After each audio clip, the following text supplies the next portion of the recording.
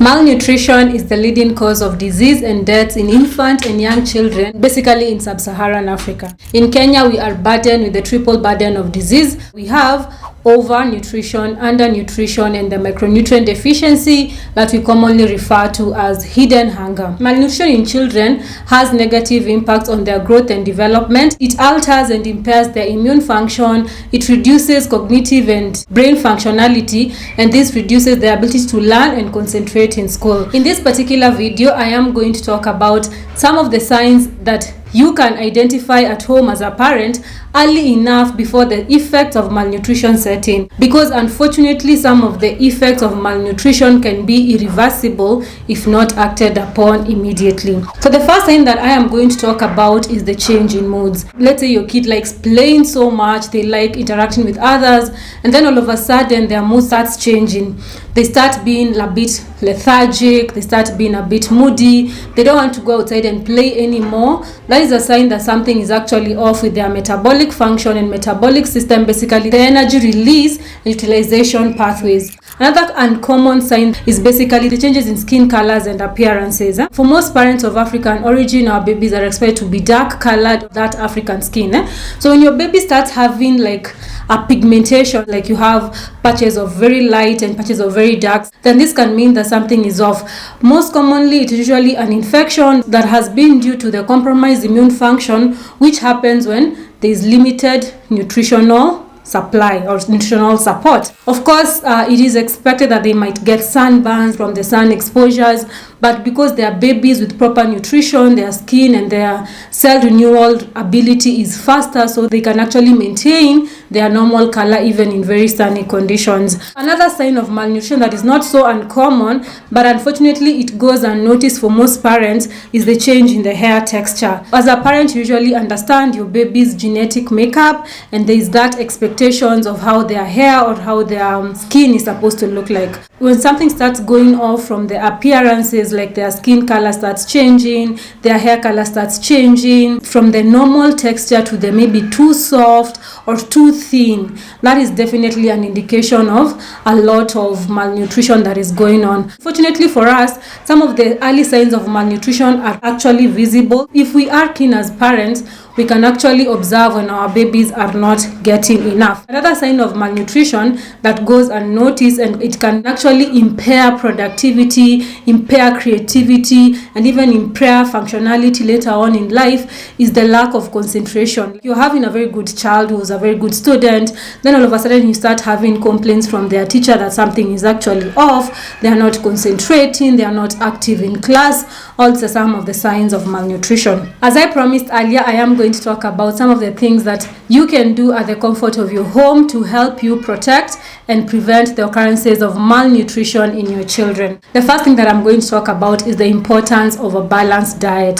We have talked about this so much, but it's quite unfortunate that parents are still not in line, like they have not bought the idea that their babies can actually have all the macros and all the micronutrients. It is quite unfortunate that in this time and era where there is a lot of flow of information from all forms, we have social media, we have educators, we have school feeding programs, we still have parents who are still stuck on the fact that babies are supposed to be fed on carbohydrates alone. That is definitely inviting the protein or the micronutrient deficiencies. So if you are a parent and your thing is giving your babies potatoes, maybe rice and nyanya, potatoes and spinach, cabbage and carrot, or the common baby foods that we are accustomed to, you need to stop doing that. Start giving your baby whole foods. Ensure that in every of their meal there's a protein, there's a carbohydrate, there's a fat, and there's a fiber, and some vitamins and mineral sources in their meals, because their stomach capacity is usually very small.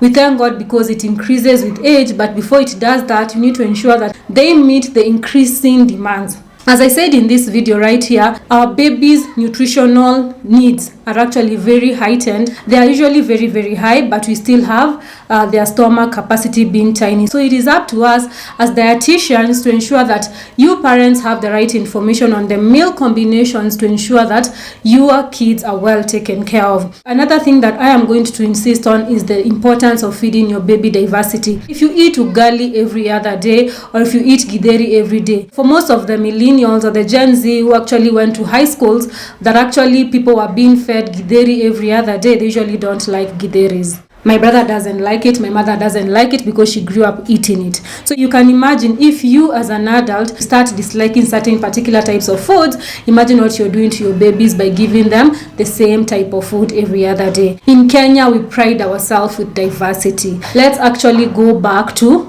our roots and actually go back to our foods. Let's shy away from giving our babies noodles. Like, it's quite unfortunate. I usually feel very, very bad when I go to a place and the baby is actually going to be fed on noodles. Unfortunately, because of the social setup, sometimes I am forced to reserve my comments and my opinions about people's particular practices.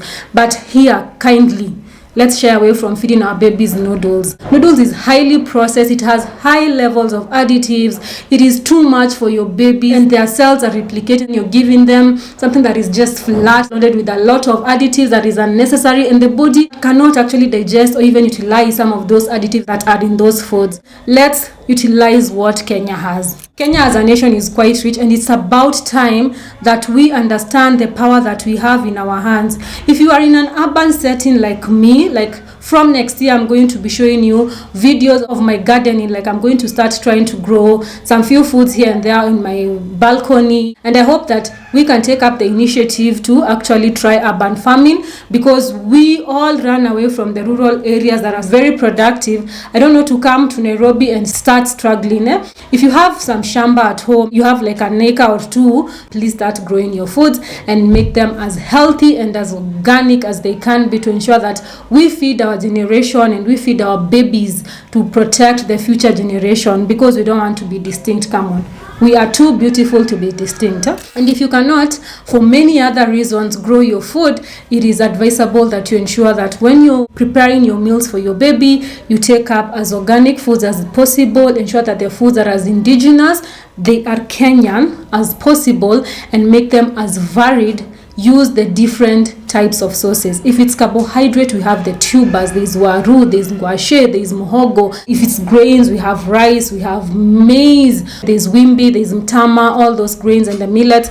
And then from the protein sources, we have both animal and plant sources. We have meat, we have pork, chicken, fish. The plant sources, we have kamandenja, ndengu, beans, like the yellow beans. Another thing, when you're preparing your baby's foods, you need to ensure that you adapt good cooking methods and actually good preparation methods that are going to protect and ensure nutrient availability and bioavailability, to improve on digestibility and utilization of the nutrients in that particular food. Things like legumes, you can pre-soak to promote digestibility, to improve on nutrient and protein bioavailability, and also to reduce the time that you're going to use on cooking. When you're cooking babies' foods, shy away from over frying their foods. Adapt methods that are going to protect the nutrient integrity of that particular food. You can slow boil them, shallow fry them, to ensure that they are well cooked. That's the first thing. And another thing, to ensure that they do not disintegrate in the process of preparation, to ensure that the babies get the best. The next thing that you need to do is ensure that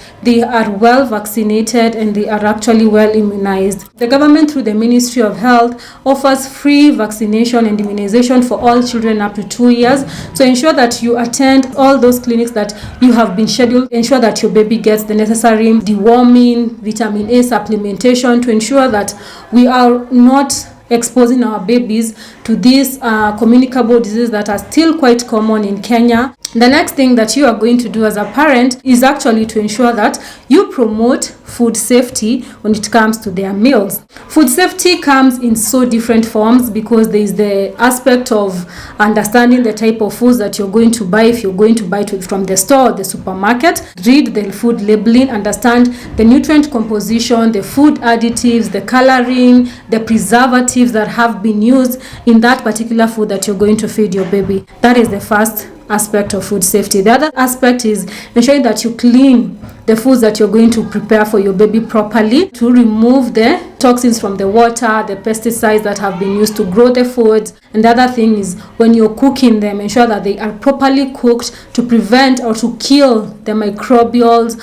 or the biological agents that might have survived all these other processes. So I have said We ensure that we read our food labels to understand what we're giving our babies. We make sure that we clean them well. And the last thing is to ensure that they are well cooked to kill and reduce the occurrences of the microbial or the biological agents. The last thing that I'm going to talk about is the importance of supplementation. If you think that your baby is actually deficient, how can you know that your baby might be deficient? I have talked about some of the signs and symptoms of early signs of malnutrition, and I'm definitely going to talk about the specific signs and symptoms of the different micronutrient deficiencies all throughout the year. So ensure that you subscribe, hit the notification button, and please consider giving this video a like to support my channel to grow. And as always, thank you so much for watching, and happy holidays from Omina Wellness.